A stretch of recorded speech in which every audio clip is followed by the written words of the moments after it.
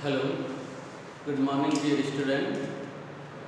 Today we are going to discuss transpiration and guttation. That is, हम plant physiology की बात कर रहे थे और प्लांट फिजियोलॉजी में 6th लेक्चर हम कंप्लीट कर चुके हैं। आज 7th लेक्चर में ट्रांसपिरेशन, वाष्पोत्सर्जन और बिंदु स्त्राव गटेशन की बात करेंगे। डियर स्टूडेंट, ट्रांसपिरेशन क्या होता है?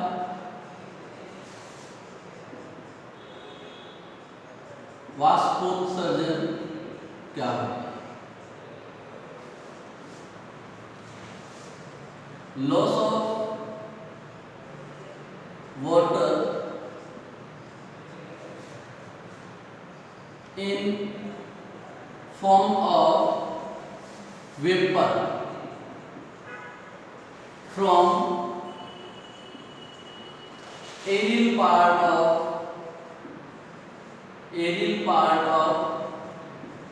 plants. प्लांट के एरियल पार्ट, जनरली लीफ की बात करें हम, सामान्यतः अगर पत्तियों की बात करें, टहनियों की बात करें, तो पत्तियों के द्वारा, पत्तियों की सतह के द्वारा जल का वाष्प के रूप में कमी, जल का वाष्प के रूप में कमी क्या कहलाएगा? वाष्पोत्सर्जन कहलाता है। क्लियर? वाष्पोत्सर्जन अति महत्वपूर्ण फिनोमिना है, बहुत ही महत्वपूर्ण घटना है। क्यों है? अभी हमने देखा डियर स्टूडेंट कि वाष्पोत्सर्जन होने पर ही जल का परिवहन होता है, या जल का हम कह सकते हैं मास फ्लो होता है, बल्क फ्लो होता है। हमने एसेंट ऑफ शेप में थर्ड जो एक सिद्धांत पढ़ा था जिसका नाम था वाष्पोत्सर्जन पुल थ्योरी, फिजिकल सिद्धांत था, उसमें देखा कि जो बड़े पौधे होते हैं, जो 20 मीटर 30 मीटर उससे अधिक हाइट के जो पौधे होते हैं, उनमें अगर जल का परिवहन करना हो तो वाष्पोत्सर्जन के द्वारा होता है।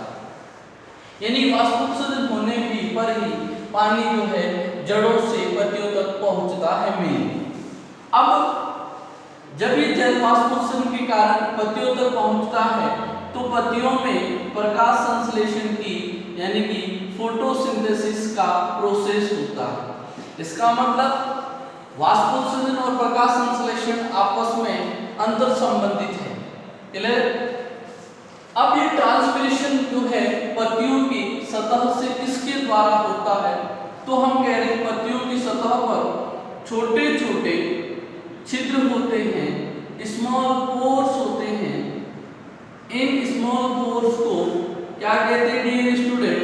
रंध्र स्टोमेटा कहते हैं। रंध्र स्टोमेटा कहते हैं। तो सामान्यतः मैक्सिमम जल का वाष्प के रूप में कमी या वाष्पोत्सर्जन है वो रंध्रों के द्वारा होता है। क्लियर?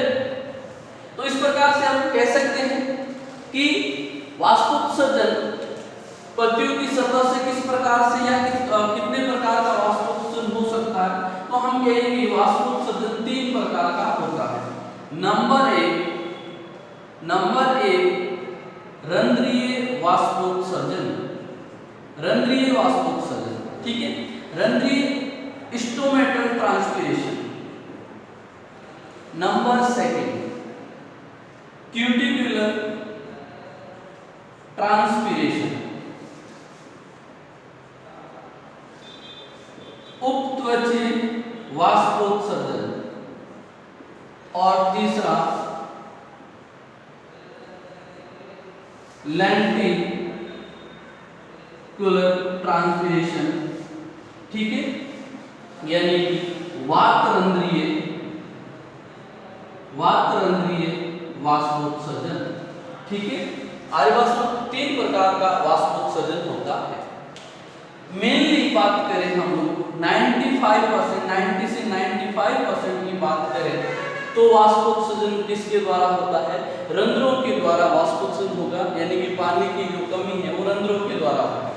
क्यूटिकल क्या होती है डिस्ट्रिक्ट देखें, हम जानते हैं कि पत्तियों के ऊपर, बाह्य त्वचा के ऊपर क्यूटिन की बनी होती है, मोम की बनी हुई होती है, एक उपत्वचा होती है जो वाष्पोत्सर्जन की दर को कम करती, रोकती।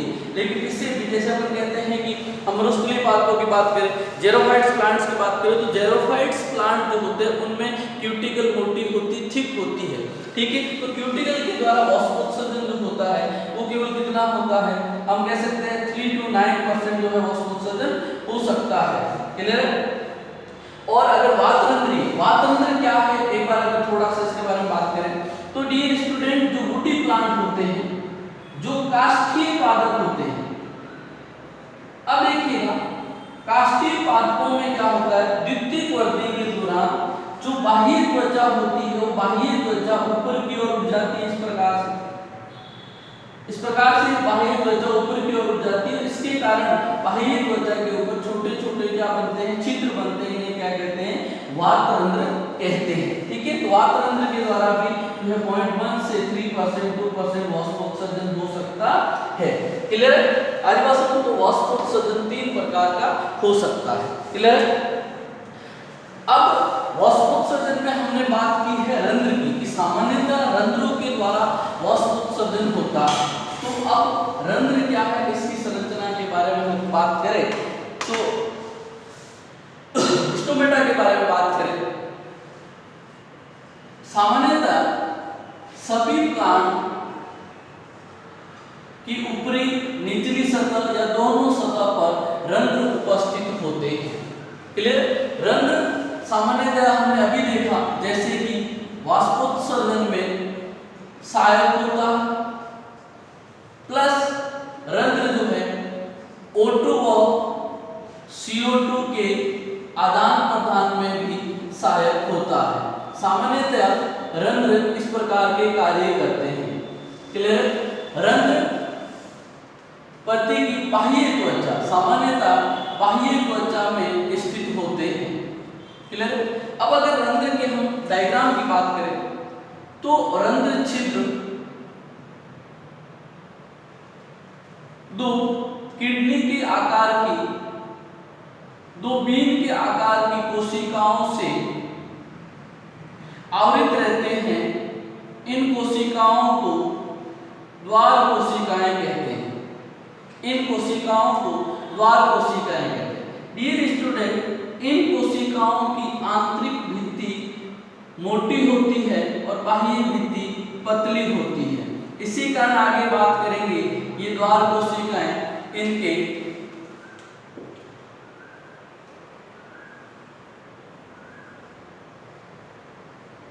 रंध्रों के खुलने और बंद होने में सहायक होती है और इसके बाहर की ओर ये जो है क्या उपत्वचा उपस्थित होती है। अब ये जो द्वार कोशिकाएं हैं इनमें क्लोरोप्लास्ट के पैचेज उपस्थित होते हैं और केंद्रक भी उपस्थित होता है।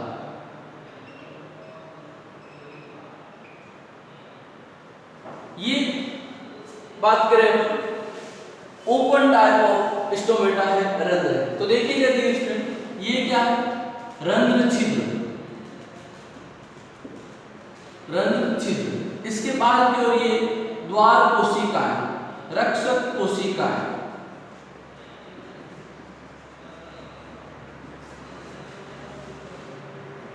स्टोमेटल पोर,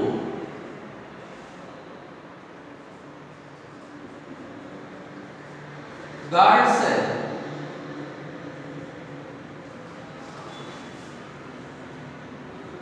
सबसिडरी सेल और बाहर की ओर और बाह्य त्वचा एपिडर्मल सेल भी उपस्थित होती है। क्लोरोप्लास्ट,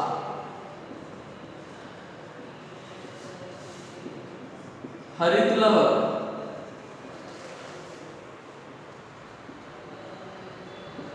केंद्र, और इसमें इस प्रकार से सेल्यूलोज का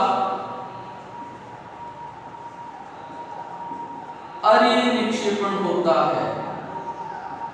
सेल्यूलोज का अरीय निक्षेपण, सेल्यूलोज का अरीय निक्षेपण। क्लियर? माइक्रोफाइब्रिल या सेल्यूलोज का रेडियल डिपोजिशन, रेडियल डिपोजिशन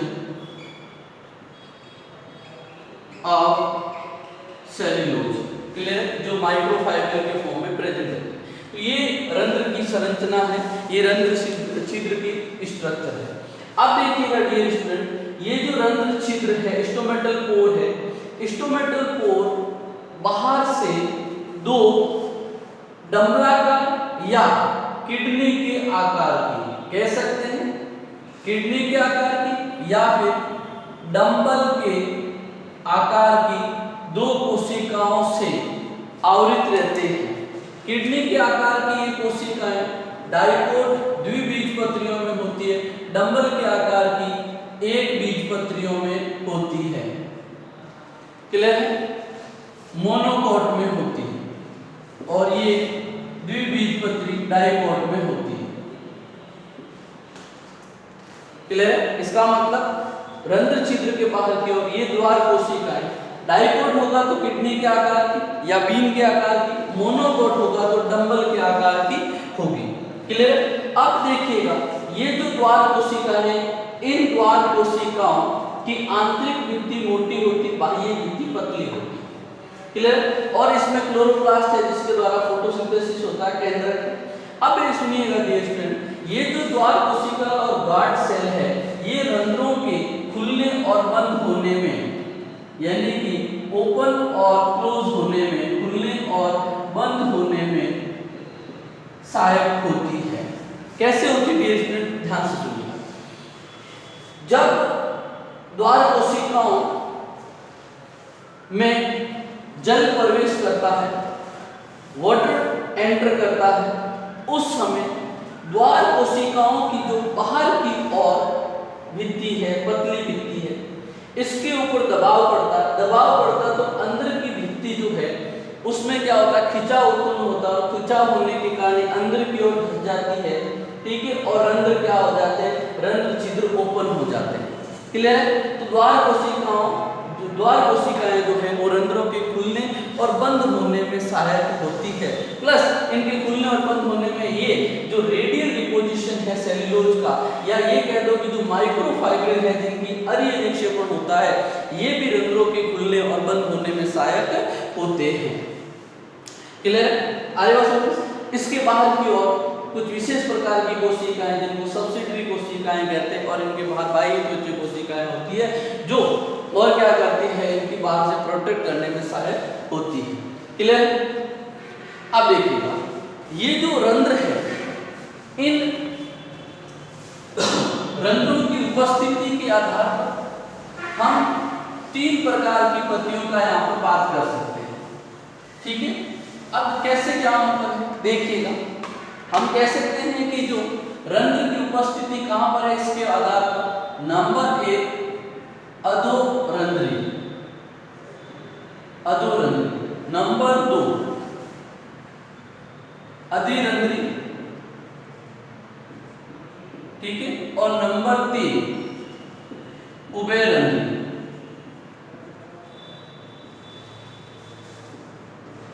हाइपोस्टोमेटल,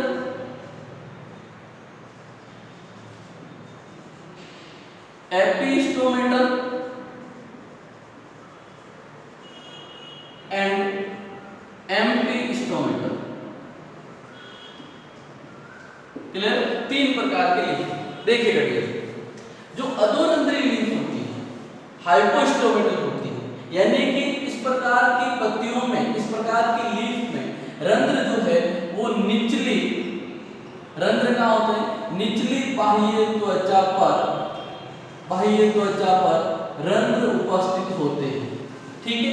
इस प्रकार से आप देख सकते हैं कि कौन सी ऐसी पत्तियां हैं जिनमें निचली, तो हम बात करें अगर डाइकोट की, द्विबीजपत्री अगर पत्तियों की बात करें तो द्विबीजपत्री पत्तियों की निचली सतह पर, जिनको हम क्या कहते हैं, जिसको हम पृष्ठाधारी पत्तियां भी कहते हैं। पृष्ठधारी पत्तियों के निचली सतह पर क्या होते हैं, रंध्र उपस्थित होते हैं। ठीक है, तो ऐसी पत्तियां अधोरंध्री कहलाएगी। एप्पल टाइप ऑफ जो है इसे लीफ भी बोलते हैं। अधिरंध्री यानी कि ऊपरी सतह पर, केवल कहां, ऊपरी सतह पर रंध्र की उपस्थिति। ठीक है, कौन सी, अपर एपिडर्मिस पर, अपर एपिडर्मिस पर रंध्र। ठीक है, इस प्रकार के इसमें देखने को मिलता है अपने को। हाइड्रोफाइट्स जो प्लांट होते हैं, हाइड्रोफाइट्स प्लांट होते हैं, ठीक है, हाइड्रोफाइट्स प्लांट में इस प्रकार का अपने को स्टोमेटा इस प्रकार की लीफ देखने को मिलती है। जो जलोदविद पौधे हैं उनमें इस प्रकार की लीफ को लिली प्रकार की लीफ भी कहते हैं। इसका एग्जाम्पल की बात करें और इसका एग्जाम्पल देखें, निम्फिया, ठीक है, जिनमें इस प्रकार की अधिरंध्री पत्तियां उपस्थित होती हैं। उभयरंध्री stomata found on both surface, दोनों सतह पर रंध्रों की, दोनों सतह पर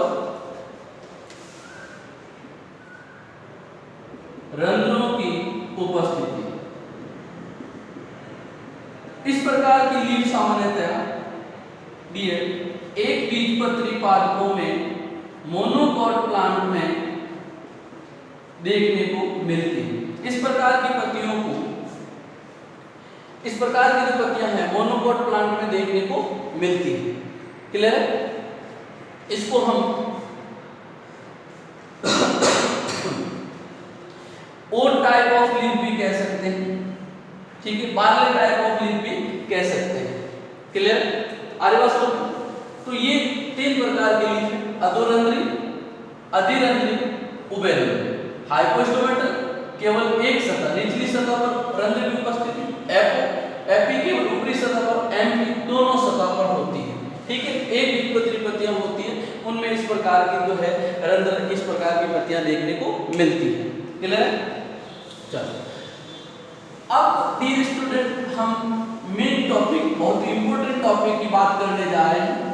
ठीक है, जिसमें से क्वेश्चन आने के चांस रहते हैं, और वो है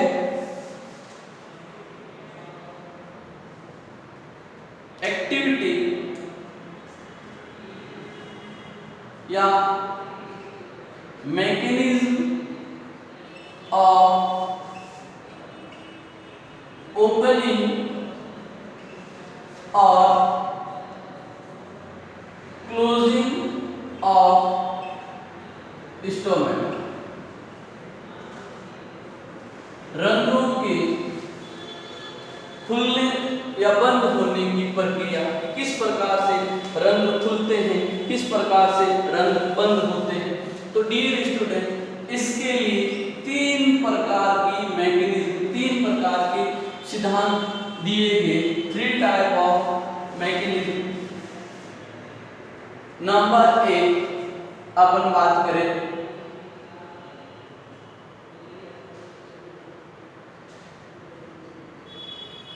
स्टार्च सुगर स्टार्च हाइपोथेसिस।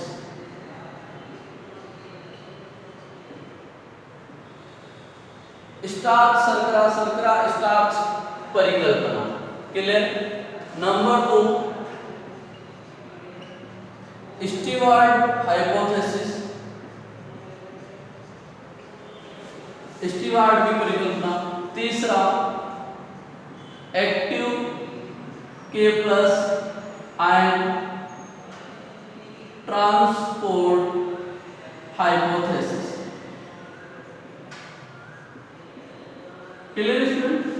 मैं एक बात कर रहा हूं कि हमने पढ़ा कि ट्रांसपिरेशन क्या है, टाइप क्या है, उसमें रंध्रों का मेन रोल होता है। तो हम यहाँ बात करने जा रहे हैं कि रंध्र किस प्रकार से खुलते हैं। हमने कहा कि भाई रंध्र जो है उसको खुलने और बंद होने में द्वार कोशिकाएं सहायक होती हैं। तो हम कह रहे हैं कि किस प्रकार से जो है रंध्र खुलते हैं, किस प्रकार से रंध्र बंद होते हैं। तो इसके लिए हम 3 मैकेनिज्म पढ़ेंगे। नंबर 1 लिखा है मैंने स्टार्च शुगर हाइपोथेसिस, स्टार्च शर्करा परिकल्पना। दूसरी लिखी स्टीवार्ड हाइपोथेसिस यानी कि स्टीवार्ड की परिकल्पना। और तीसरी सक्रिय K+ आयन स्थानांतरण परिकल्पना, active K+ ion transport hypothesis. Clear? First बात करते हैं शुगर स्टार्च शुगर हाइपोथेसिस की बात करें तो साइंटिस्ट जो है साइले ने इसको एक्सप्लेन किया था। क्या कहता है देखिएगा, फ्लो चार्ट के अंदर बात करें, ये कह रहा है कि डे टाइम में अगर अपन बात करें डे टाइम में, तो डे टाइम में क्या होगा, डे टाइम में फोटोसिंथेसिस प्रोसेस होता है। आराम से सुनिए, फोटोसिंथेसिस प्रोसेस होता है। फोटोसिंथेसिस होने से CO2 का कंसंट्रेशन, प्रकाश संश्लेषण होने से CO2 कंसंट्रेशन डिक्रीज हो जाएगी, डिक्रीजेस। CO2 की सांद्रता क्या हो जाएगी, कम हो जाएगी। क्लियर?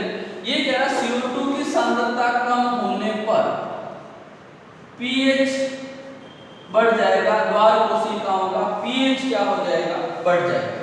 सुनना डियर स्टूडेंट, ओपनिंग और क्लोजिंग में पहली हाइपोथेसिस स्टार्च शुगर हाइपोथेसिस की बात कर रहे हैं, ठीक है। इसमें ये कहना चाह रहा है कि डे टाइम में जब फोटोसिंथेसिस होता है तब CO2 की सांद्रता, CO2 की कंसंट्रेशन डिक्रीज हो जाती है। डिक्रीज होने से pH, कोशिका का pH बढ़ जाता है और pH बढ़ने से डियर एक एंजाइम एक्टिवेट होता है, एल्केलाइन फॉस्फोराइलेज। एल्केलाइन फॉस्फोराइलेज, ध्यान से सुनिए। एल्केलाइन है तो ये एसिडिक मीडियम में एक्टिवेट नहीं होता। जब इसको अप्रोक्सीमेटली बेसिक मीडियम के आसपास जो है सॉल्यूशन मिलता है तब ये एंजाइम क्या होता है, एक्टिवेट। तो सुनना जरा, ये एक्टिवेट होगा तो अब ये क्या करेगा, ये जो सेल में स्टार्च बनता है इस स्टार्च को ग्लूकोज 1-फॉस्फेट में कन्वर्ट करता है और ग्लूकोज 1-फॉस्फेट में कन्वर्ट होने से, स्टार्च का ग्लूकोज 1-फॉस्फेट में कन्वर्ट होने से सेल का कंसंट्रेशन क्या हो जाता है, बढ़ जाता है। सेल की सांद्रता बढ़ जाती है, सेल की जो है ऑस्मोटिक प्रेशर बढ़ जाता है, सेल का जो है डीपीटी क्या हो जाता है, बढ़ जाता है। क्लियर है? तो सेल में क्या होगा, वाटर मॉलिक्यूल एंटर करेंगे जिससे सेल क्या हो जाएगी, टर्जिड हो जाएगी, स्फीति हो जाएगी, फूल जाएगी और रंध्र क्या हो जाएंगे, ओपन हो जाएंगे। क्लियर है? वापस सुनिएगा स्टार्च शुगर हाइपोथेसिस के बारे में, स्टार्च शर्करा परिकल्पना के बारे में सुनिए। क्या कहता है साइंस कि डे टाइम में जब फोटोसिंथेसिस होता है तो CO2 की मात्रा, CO2 की सांद्रता में कमी आती है, घट जाती है, डिक्रीज होती है। परिणाम स्वरूप कोशिका का pH बढ़ जाता है। pH बढ़ने का मतलब pH एल्कलाइन हो जाता है लगभग, और एल्कलाइन होने पर इसी मात्रा में एंजाइम एल्कलाइन फॉस्फोराइलेज क्या होता है, एक्टिव होता है और वो स्टार्च को किस में कन्वर्ट कर देता है, स्टार्च को ग्लूकोज 1-फॉस्फेट में कन्वर्ट कर देता है। किसमें कन्वर्ट कर देता है, ग्लूकोज 1-फॉस्फेट में। अब ये जो है ग्लूकोज 1-फॉस्फेट जो है कोशिका की सांद्रता को बढ़ा देता है। क्लियर है? सॉल्यूशन की जो है सांद्रता को बढ़ा देता है। क्लियर? विलय की मात्रा को बढ़ा देता है, ठीक है। और इस प्रकार से डीपीटी बढ़ा देता है और वाटर मॉलिक्यूल है बाहर से अंदर कोशिका में प्रवेश करता है। कोशिका स्फीत हो जाती है, टर्जिड हो जाती है और रंध्र क्या हो जाते हैं, ओपन हो जाते हैं। क्लियर?